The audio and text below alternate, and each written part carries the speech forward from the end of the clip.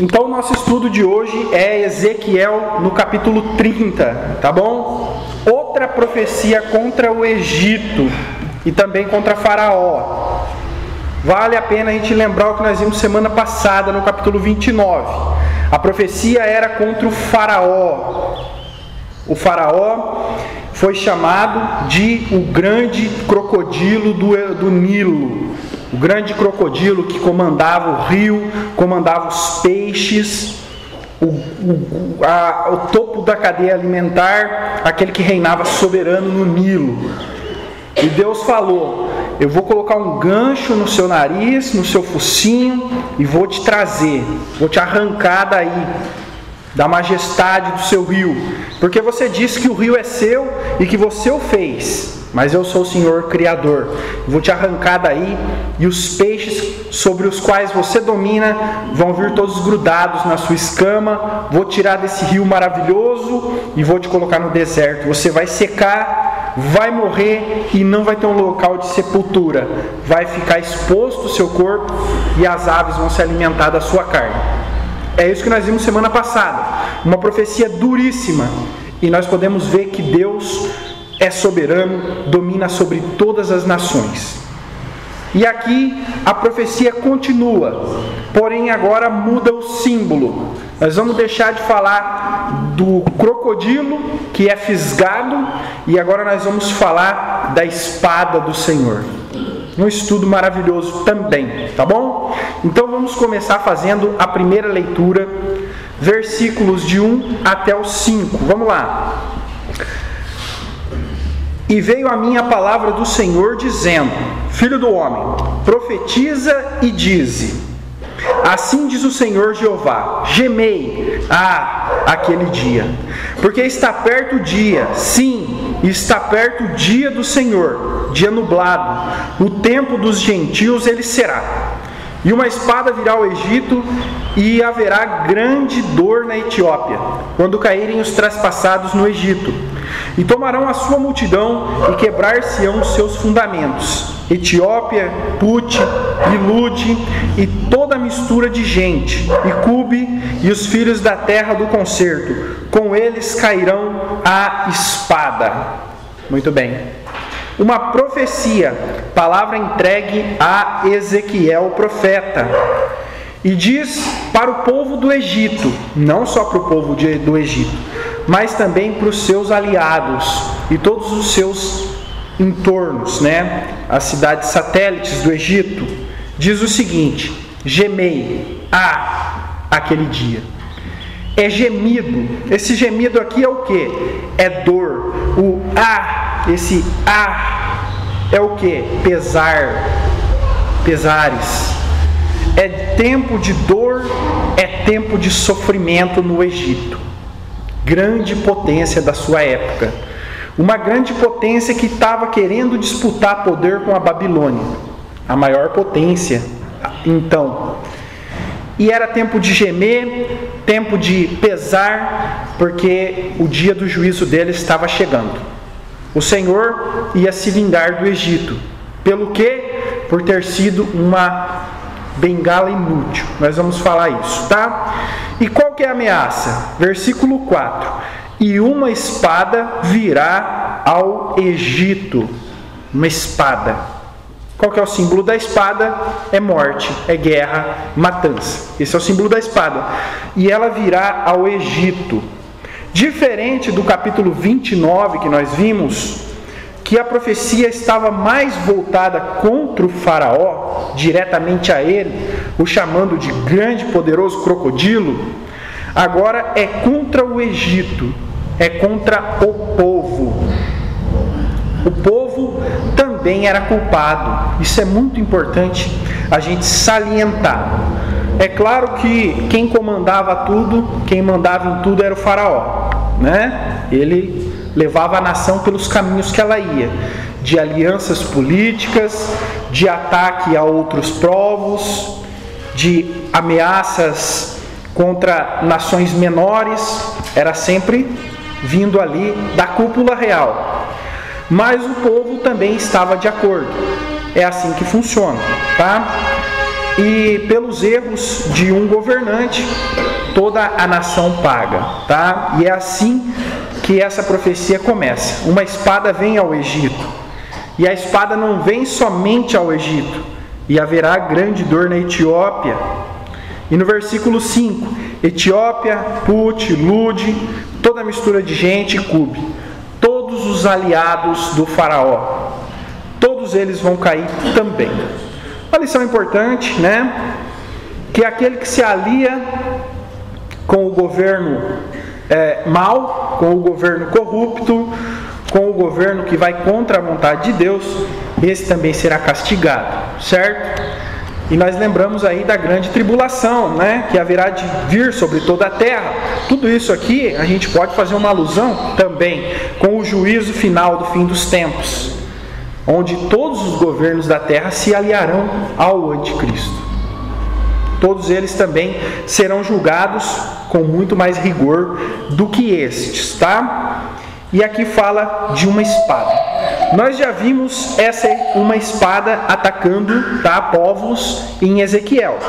Vamos relembrar capítulo 21. Vamos lá. Nós já vimos uma espada. E é importante lembrar dessa espada, que o capítulo 21 trata dela, a espada do Senhor. É importante lembrar dessa espada e saber contra quem essa espada foi empunhada. Capítulo 21, vamos ler o versículo 3 e 4, olha aqui, ó. E dize a terra de Israel, assim diz o Senhor: eis que eu sou contra ti, e tirarei a minha espada da bainha, e exterminarei no meio de ti o justo e o ímpio. E por isso que hei de exterminar do meio de ti o justo e o ímpio, a minha espada sairá da bainha contra toda a carne, desde o sul até o norte. E saberá toda a carne que eu, o Senhor, tirei a minha espada da bainha, nunca mais voltará a ela. Aqui Deus também tira a sua espada da bainha. Estava guardada, espada na bainha, não tem guerra, está em paz. Tirou, começou a guerra. Trazendo para os nossos dias, para facilitar, a arma no coldre, aqui na cintura, está em paz. Tirou a arma, é uma ameaça de guerra, não é?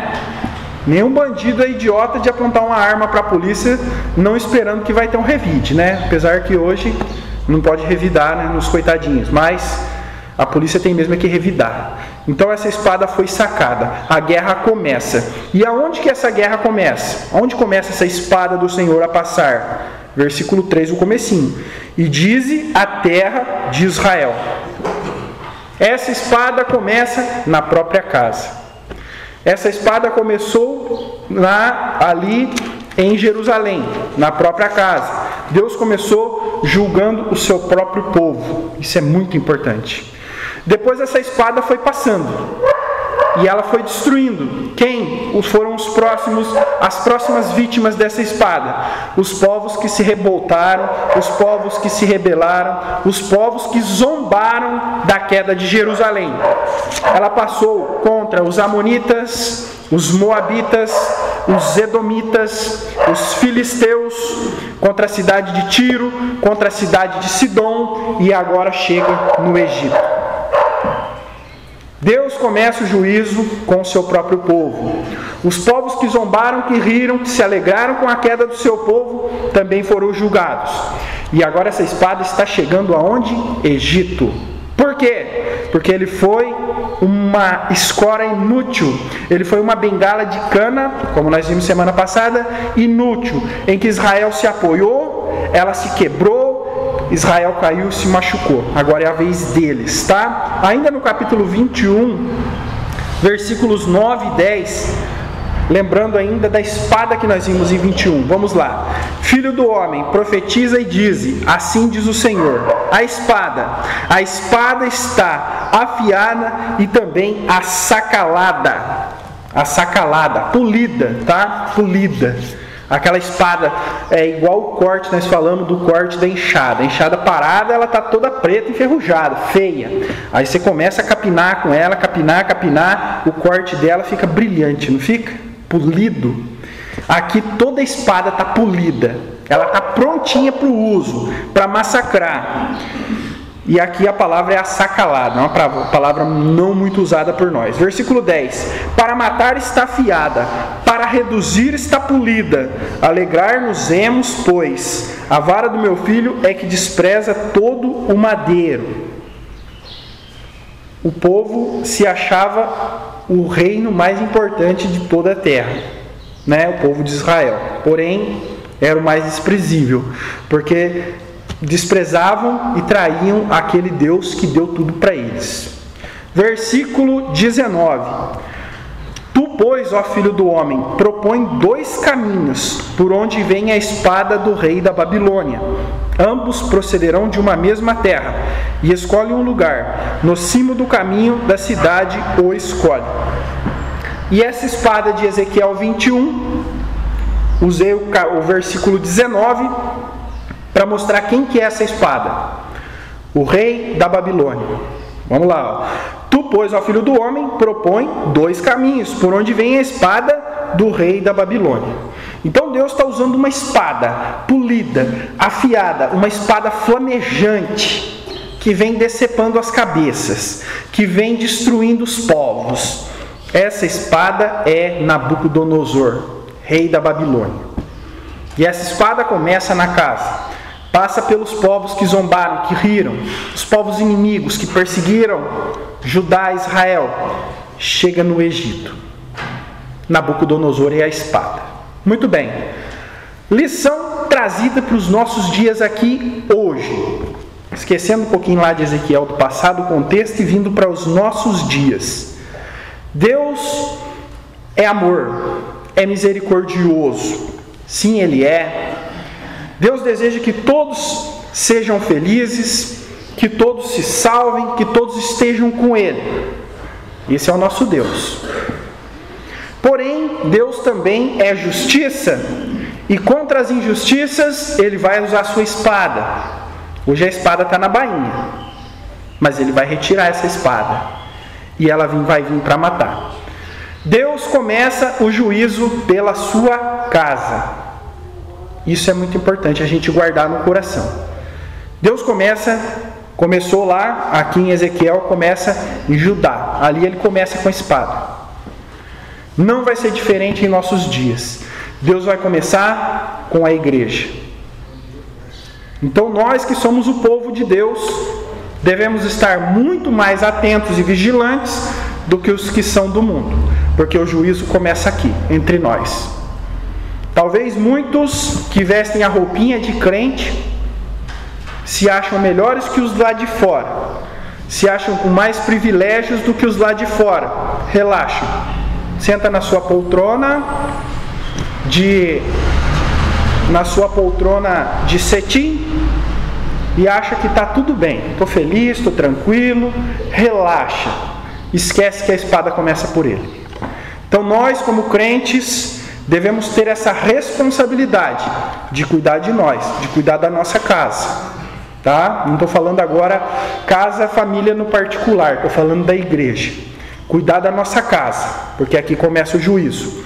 E aqueles que estão de fora, que estão cometendo atrocidade, que a gente vê no mundo tantas coisas horríveis, estupros, mortes, assassinatos, roubos, crimes, corrupção para todo lado, fique tranquilo. A espada está guardada, mas ela vai ser tirada da bainha. E esse povo hoje, que está oprimindo o povo de Deus, que está destruindo os homens, os animais e a natureza, pode ter certeza, o dia deles vai chegar. Beleza, e aqui nos tempos de Ezequiel a espada já tinha chegado, tanto para o povo de Deus quanto para os ímpios, tá bom? E no versículo, vamos ver aqui, 3, porque perto está o dia, sim, está perto o dia do Senhor, voltando lá em Ezequiel 30, tá? Dia nublado, ou tempo de trevas. Não vamos pensar num nublado de chuva, não. Vamos pensar numa escuridão tenebrosa e gelada. Tempo de trevas, o tempo dos gentios. Por que tempo dos gentios? Porque nós já falamos, começou na casa de Deus, e agora tempo de trevas. O Egito, ele adorava o sol como se fosse um deus. o sol é nosso Deus. E nós temos um templo para servir o sol.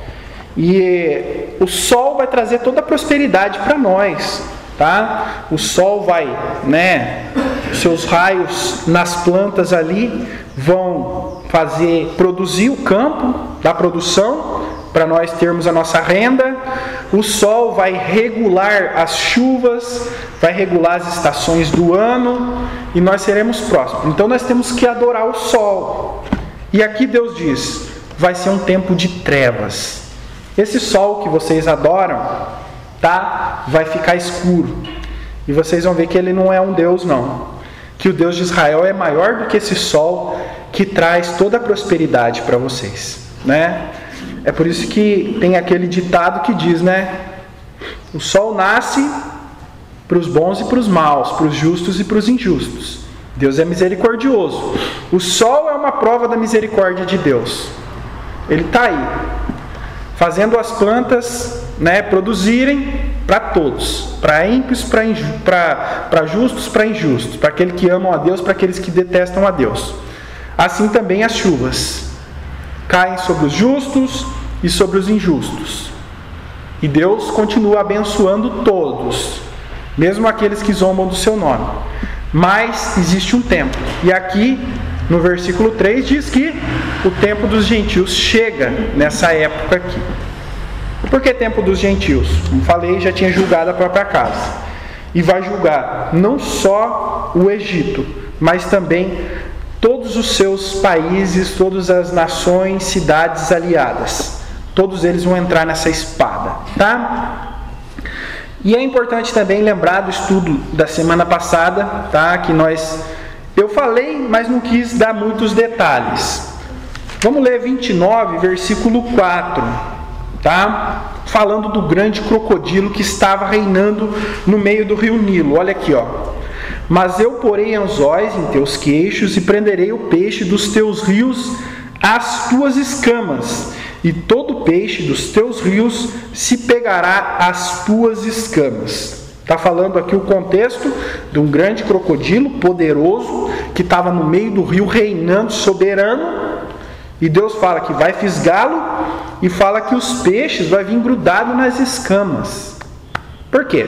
Porque o crocodilo ele é o top da cadeia alimentar. Ninguém come ele come todo mundo, principalmente esse aqui do Nilo. E ele reina sobre os peixes, dizendo assim uma parábola. Ele comanda tudo ali. E esses peixes sobre os quais ele comandava vão vir grudados. Semana passada eu não dei detalhes, que eu esperei chegar no 30. E aqui no 30 nós vemos quem são esses peixes. Está aqui, ó. Etiópia, versículo 5, ó. Etiópia, Put, Lud, toda mistura de gente, Cub, e os filhos da terra, do concerto com eles cairão a espada. Todos que fizeram aliança com o Egito vão entrar para o mesmo buraco, É por isso que a gente tem que ter cuidado com quem a gente se alia, Infelizmente o Brasil tem umas alianças aí bem furadas, Fazer o quê, Estamos aqui, não podemos escolher. Beleza, então ficou bem claro aqui a primeira leitura de quem é a espada, o porquê da espada, onde ela passa, contra quem e qual é o objetivo. Então, vamos seguir a leitura. Versículo 6 até o 9. Vamos lá. Assim diz o Senhor, também cairão os que o Egito sustém, e descerá a soberba do seu poder. Desde a terra de Sevene, ali cairão a espada, diz o Senhor Jeová. E serão assolados no meio das terras assoladas, e as suas cidades estarão no meio das cidades desertas. E saberão que eu sou o Senhor, quando eu puser fogo ao Egito, e forem destruídos todos os que lhe davam auxílio. Naquele dia sairão mensageiros de diante de mim em navios para espantarem a Etiópia descuidada, e haverá neles grandes dores, como no dia do Egito, porque eis que já vem. Continuando o mesmo assunto que nós encerramos ali a primeira leitura. Espada contra os aliados do Egito. Todos esses cairão juntos, tá? O Egito, nessa época, ele disputava o controle do mundo, tá? Apesar que o mundo era só ali mesmo, África, Oriente Médio, o mundo era ali, o mundo todo. E o Egito disputava o poder mundial. E ele conseguia a sua soberania através de alianças políticas. Era dessa forma que ele ia expandindo. E ele já tinha chegado lá em cima, porque o Egito está aqui embaixo, aí depois tem 2 braços do Mar Vermelho, aí depois tem um deserto até chegar lá na Palestina. Até chegar lá em cima, tá? E ele conseguia o domínio através de alianças políticas. Ele se mostrava ser ter um grande poderio, um grande exército, um grande poder de dominação, e as nações se aliavam com ele achando que no dia da calamidade haveria uma proteção, tá? Diferente do governo babilônico, né? A Babilônia já não era muito bem assim, não. Ela tentava uma aliança, como fez no caso de Judá. Foi lá, tomou cativo, fez uma aliança, colocou o rei dele lá. Não deu certo? Vamos entrar e vamos destruir. É assim que funcionava. Parece que a forma bruta era mais eficiente do que a forma política. Certo? E todos os aliados deles cairiam também, né? Também cairão os que o Egito sustém. Versículo 6. Descerá a soberba do seu poder, desde a torre de Sevene, ali cairão a espada, diz o Senhor Jeová. Então o Egito se gabava pelos seus deuses, pelas suas alianças, ia espalhando a sua religião e blefando, né? Estava trucando sem ter carta, né? Vamos dizer assim, para quem joga truco. Estava trucando sem ter o zap, né? Era só disfarce. E diz que os aliados todos cairiam juntos. Aqueles que acreditaram nesse poder, que foram levados por esse engano, iam cair da mesma forma, tá? Outro ponto para a gente ressaltar, né? Do Egito como um grande fracasso. No versículo 9 diz assim: naquele dia sairão mensageiros de diante de mim em navios, para espantarem a Etiópia descuidada. E haverá neles grandes dores, como no dia do Egito, porque eis que já vem.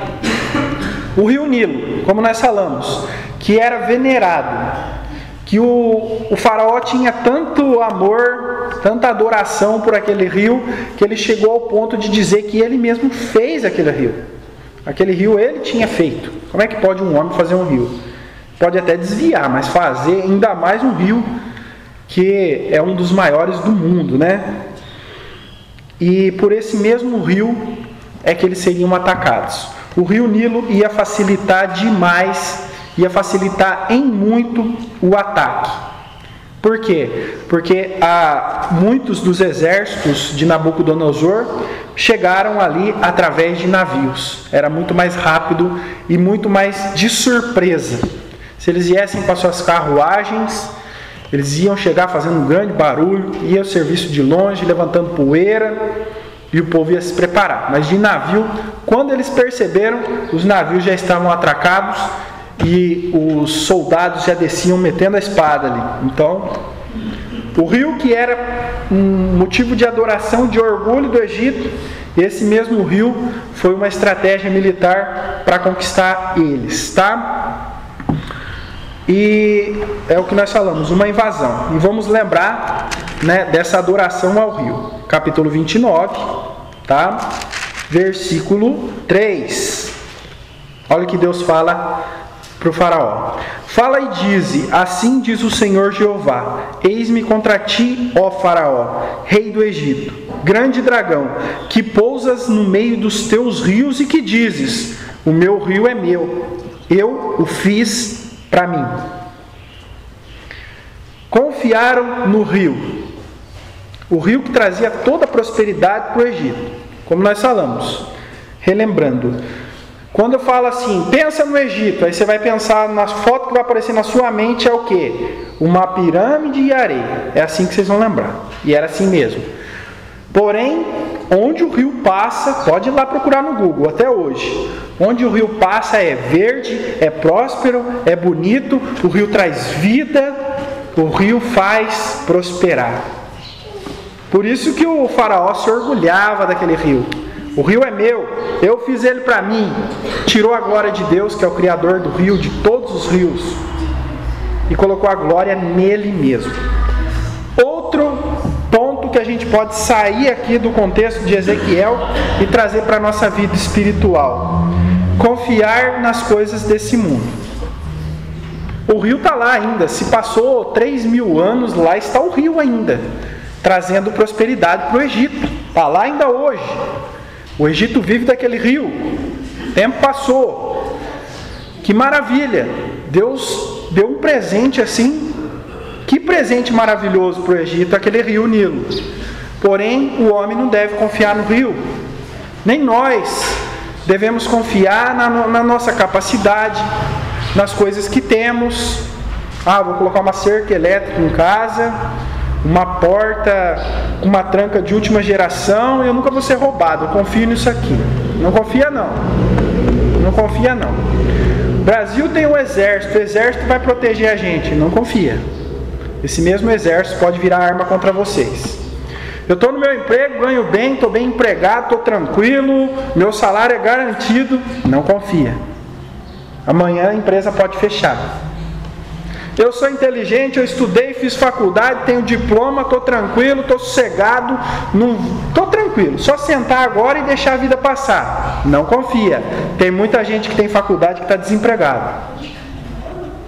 Confiança somente no Senhor. As coisas dessa terra não traz segurança. É tudo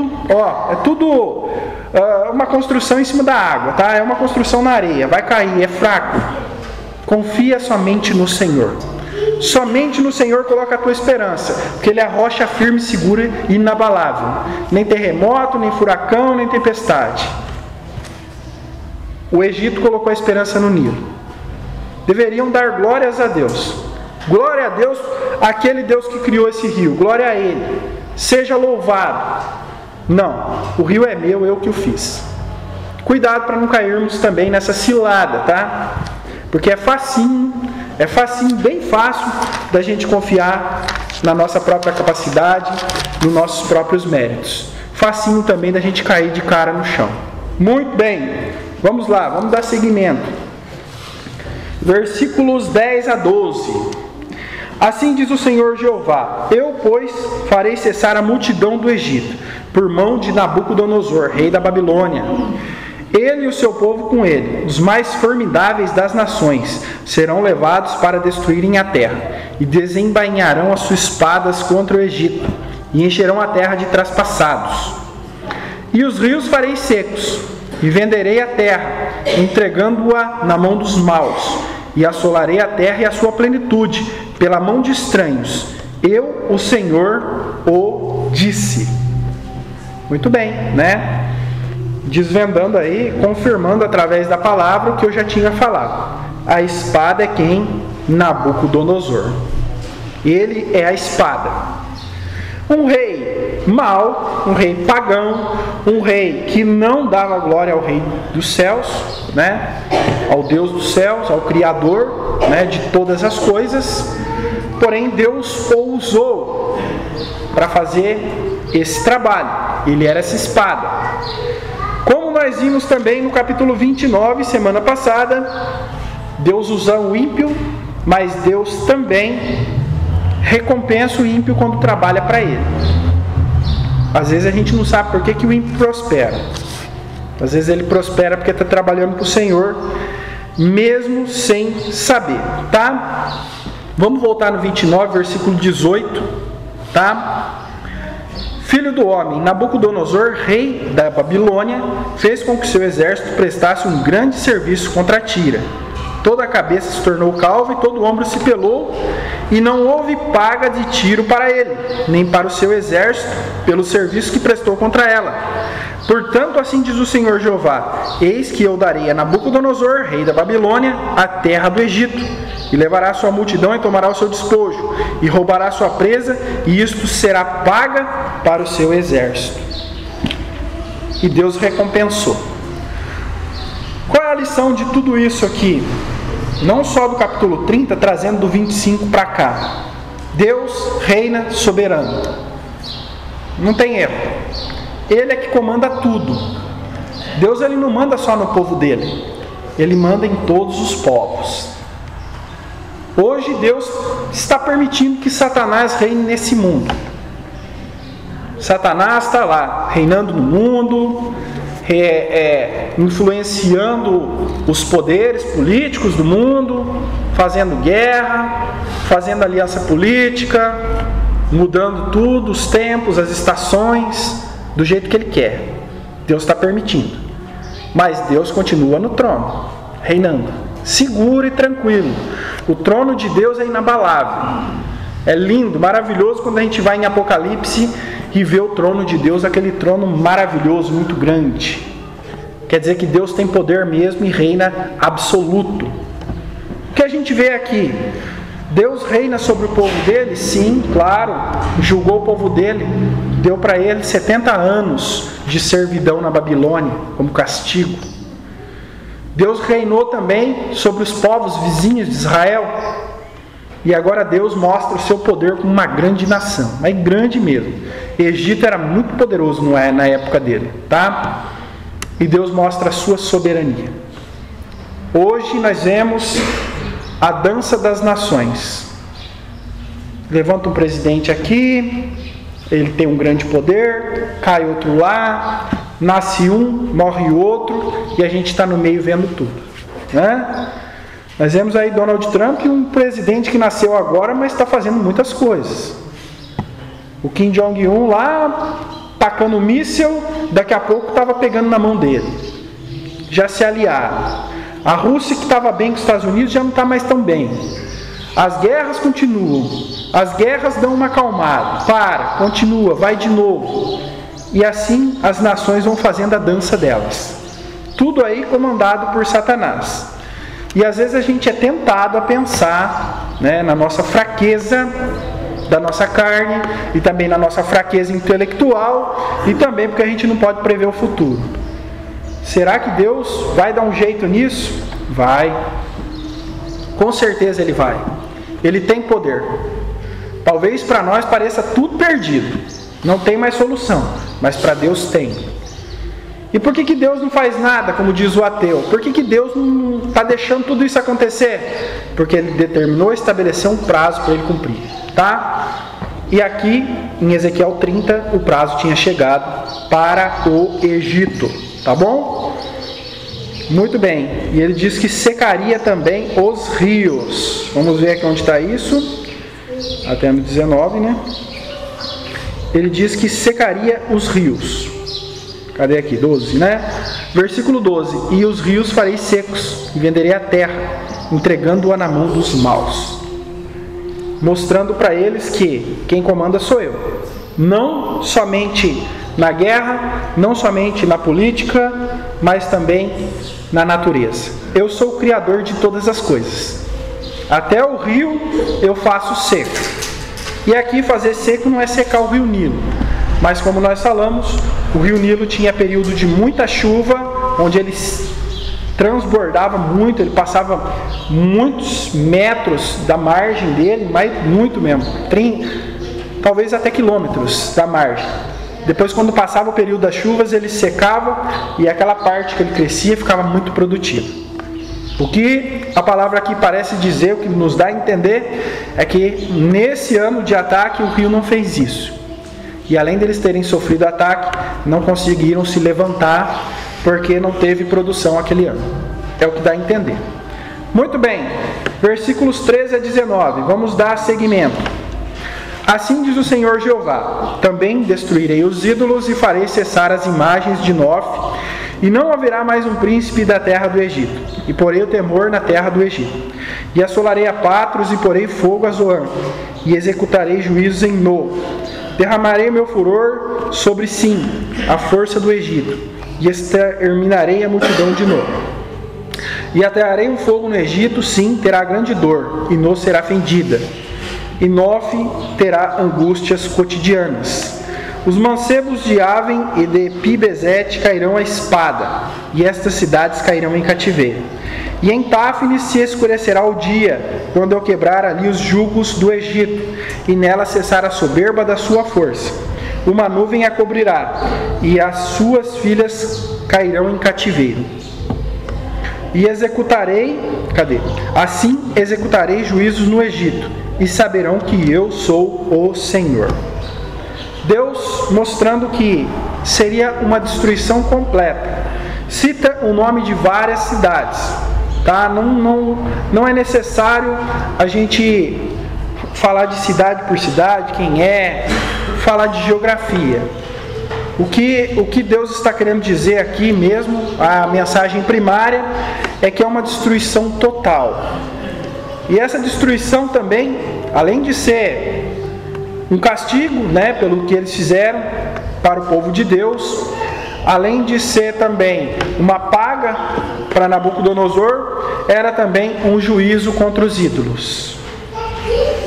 Versículo 13, Assim diz o Senhor Jeová: também destruirei os ídolos e farei cessar as imagens de Nof. A idolatria do Egito seria derrubada, seria acabada, os ídolos seriam destruídos. Mas não só destruir o ídolo na pedra. Está ali uma imagem lá, o deus gato, corpo de homem, cabeça de gato, vamos quebrar. Ou aquele deus que nós falamos semana passada, que eu não lembro mais o nome, homem com cabeça de crocodilo. Não é só quebrar a imagem, a pedra. Quebrar o valor espiritual daquilo. Eles vendo um exército que não servia aqueles deuses, invadindo e destruindo tudo, acabando com eles, e vendo que os deuses deles nada podiam fazer, a religião deles ia ser colocada em xeque-mate, tá? Então Deus ia destruir os ídolos, não só na pedrada, mas também destruir moralmente, tá? Fazer com que eles abandonassem aquela idolatria. Versículo 18: E em Táfnis se escurecerá o dia, quando eu quebrar ali os jugos do Egito. Táfnis, se vocês pesquisar, tinha um templo de adoração ao sol. Ia ficar escuro. Eles iam ver que o sol é algo assim que a gente pode entender porque que eles achavam que era um deus, Dá para entender. Dá para a gente entender. Não dá para entender eles achar que um gato é um deus, um animal irracional. Não dá para entender. Mas achar que o sol é um deus dá para entender, dá para compreender, E ali o templo de adoração ao sol seria destruído, ia escurecer. Eles iam ver que o sol não ia fazer nada para proteger o templo dele. E também tem outra cidade aqui que eu queria, Pibezete. Versículo 17: Os mancebos de Aven e Pibezete. Pibezete também uma cidade que era muito importante para os egípcios, onde eles tinham um templo gigantesco de adoração aos gatos. O deus gato lá, não sei como é que chama o deus gato deles lá, mas adoravam o deus gato. E o deus gato, eles mumificavam os gatos que morriam, tal, também foi destruído, mostrando que aquele deus gato lá não podia fazer nada. Todos os deuses que não são o Deus de Israel, que não são o nosso Deus, todos esses vão cair. O que tem hoje vai cair. O que ainda está em pé será destruído, quando Deus mostrar o seu poder. É por isso que Deus vai executar juízo. Quando Deus executar o juízo dele, o homem vai ver que realmente esse Deus é só esse mesmo. Todos serão destruídos. Então toda a idolatria que a gente vê hoje, eu vi uma imagem, um vídeo de uma mulher indo lá na igreja católica e quebrando a imagem na martelada. Eu acho uma grande besteira fazer isso. Uma grande idiotice. Isso só causa mais revolta e faz que aqueles católicos que viram isso aí, que eles nunca mais queiram mesmo ouvir o Evangelho de Cristo. Não é? Então aqui Deus mostra que o sentido verdadeiro de mudar o coração das pessoas não é quebrar a imagem dela. É quebrar a imagem do Deus dela. Mostrar que o nosso Deus é que tem poder. É que o nosso Deus é que pode salvar. Que o nosso Deus é que é poderoso. Falar desse amor. Falar desse poder. Olha aqui o que Ezequiel 30 está ensinando. Poder de Deus sobre todas as nações. Sobre a natureza. Sobre os povos. Sobre tudo. Reina soberano. mostrando esse poder, fazendo com que as pessoas compreendam o poder do nosso Deus, os deuses deles vão ficar tudo no chão. Porque os deuses dele não faz nada. É só pedra, é só madeira, é só gesso, não faz nada. O nosso Deus está aí. Ele continua reinando soberano. Muito bem. Quer uma prova de que ele continua? Quem que destrói Israel? Cadê? Cadê a bomba atômica? Cadê o exército dos árabes? Está cercado de todos os lados. Quem que destrói lá? Cadê? Cadê o Alá? O Alá não consegue destruir Israel, né? Não consegue. O Alá está no mundo todo, mas ele não tem poder. Só o nosso Deus é que tem poder. Isso já é uma prova. Muito bem. Vamos encerrar, que eu não quero extrapolar o horário, tá? Versículos 20 a 26, para encerrar. Vamos lá. E sucedeu que no ano 10º, no mês primeiro, ao 7 do mês, veio sobre mim a palavra do Senhor, dizendo... Calma aí, vamos pausar um stop. No ano 10º, no mês primeiro. Olha, quem acompanhou os estudos aqui, que a gente estava, o tempo que nós estávamos vivendo aqui, até chegar aqui nesse versículo 20, era 17 anos depois da destruição de Jerusalém, tá? Aqui existe Ezequiel, ele coloca os escritos não em ordem cronológica, tá?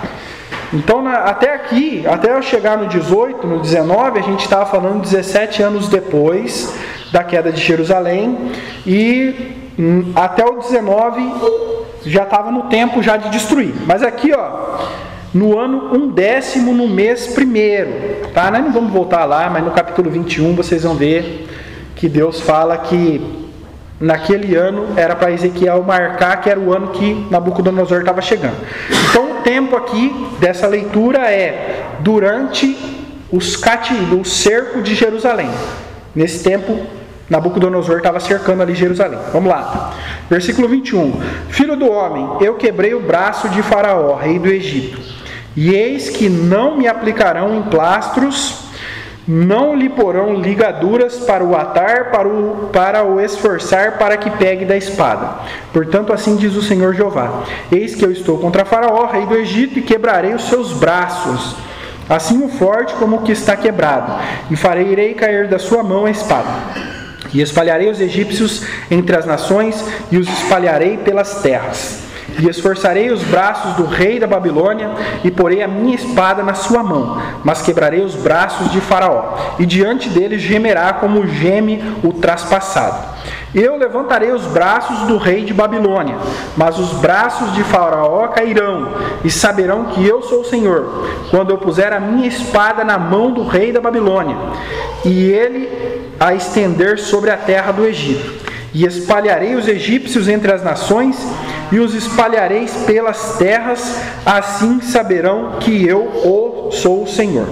Então, quando Jerusalém estava caindo, quando Ezequiel estava ali chorando, provavelmente, né, triste, lamentando que a cidade estava sendo destruída, Deus fala para ele, diz para Faraó, que essa mesma espada que você está vendo aí, vai cair lá, e eu vou quebrar o braço dele. Aqui, o primeiro braço dele já tinha sido quebrado, tá? Que fala aqui, né? Eu quebrei o braço de Faraó. Por que quebrou? Porque Faraó tinha feito há pouco tempo uma aliança com o Egito.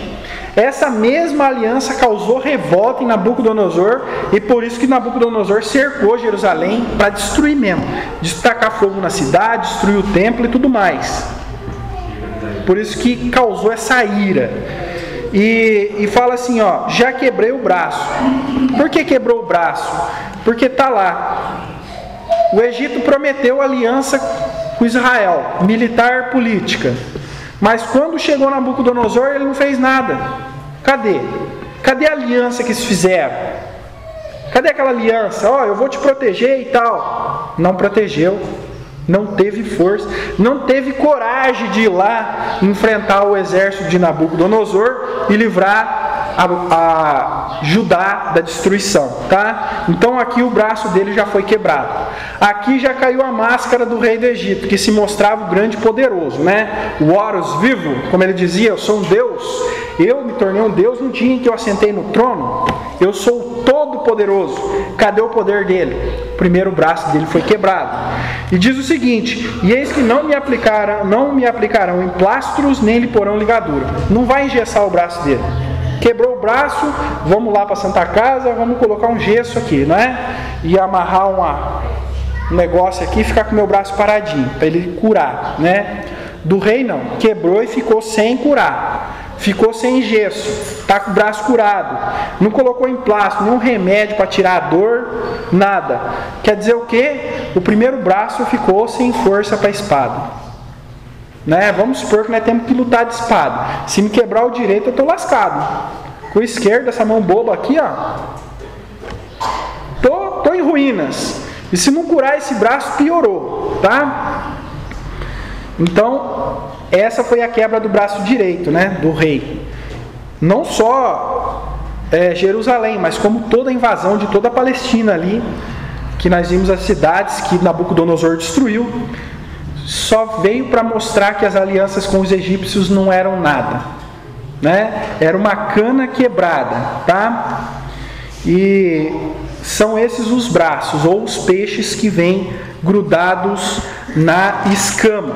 Então todos aqueles que fizeram aliança com o Egito fizeram um apoio numa cana quebrada, tá? Eu esqueci de marcar aqui, mas eu vou ver se eu encontro aqui, no versículo capítulo 29. Vamos ver se eu acho aqui. Aqui, ó. Versículo 6, ó. E saberão todos os moradores do Egito que eu sou o Senhor, porque se tornaram um bordão de cana para a casa de Israel.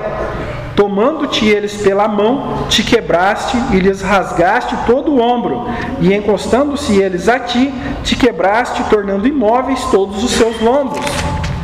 Então Israel, vendo que Nabucodonosor ia tomar, não, melhor, Judá, né? Vendo que Nabucodonosor ia dominar eles, já estava dominando, já tinha levado a primeira leva de cativos para a Babilônia. Falou, e agora? Qual é o nosso apoio? Nós não podemos com essa potência aí, Babilônia. Vamos nos apoiar no Egito. E aqui a parábola é um bordão de cana, ou seja, uma bengala de cana. Uma bengala de cana não vai dar certo, né? Primeiro apoio ela vai quebrar. E fala que Judá se apoiou, quebrou, caiu, machucou todo, se arrebentou por confiar no Egito. E foi realmente isso que nós vimos na história aqui.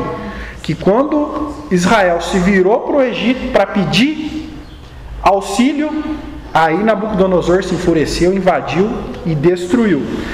E eles se quebraram todos por se apoiar nessa cana quebrada.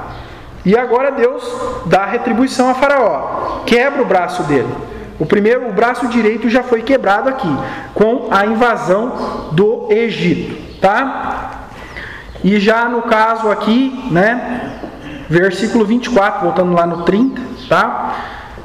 E esforçarei os braços do rei da Babilônia, e porei a minha espada na sua mão, mas quebrarei os braços de Faraó, e diante dele gemerá como geme os traspassado.